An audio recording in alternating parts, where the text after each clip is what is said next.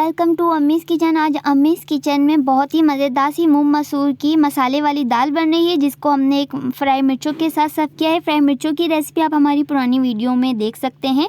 Video को and तक ज़रूर देखिएगा और अगर वीडियो पसंद आए तो उसको लाइक ज़रूर कीजिएगा वीडियो को, और अम्मीज़ किचन को सब्सक्राइब करना ना भूलिए और बेल आइकन पर ज़रूर कीजिए ताकि मोर वीडियोज़ की नोटिफिकेशन मिल सके आप लोगों को।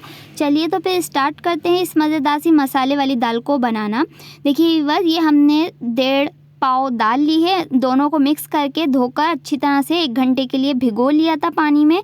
ये 2 बड़े टमाटर लिए हैं, ये 1 छोटी प्याज, ये तकरीबन 5 छोटी हरी मिर्चें ली हैं, ½ टेबल स्पून ये हल्दी पाउडर, 1 टेबल स्पून पिसी हुई मिर्च पाउडर, 1 टेबल स्पून कुटी हुई मिर्च। तो चलिए स्टार्ट करते हैं। ½ प्याली कुकिंग ऑयल में हमने ये प्याज डाल दी है। प्याज देखिए सॉटे हो गई है और अब हम ये टमाटर डाल दिए इसके अंदर, और साथ ही 2 टेबल स्पून लहसुन अदरक का पेस्ट डाल दिया है और इसको अच्छे से मिक्स करेंगे। और देखिए व्यूअर्स अब हमने साथ ही इसके मसाले डाल दिए हैं और इसको अच्छी तरह भूनेंगे। देखिए व्यूअर्स ये हमने अच्छी तरह से मसाला भून लिया है सारा, कुकिंग ऑयल इसका ऊपर आ गया है। 10 मिनट तक भुना है हमने इसको। और अब हम ये दाल डाल रहे हैं भिगोई हुई, और साथ ही 1 कप पानी डालेंगे ताकि ये गल जाए। आधे घंटे बाद देखेंगे इसको।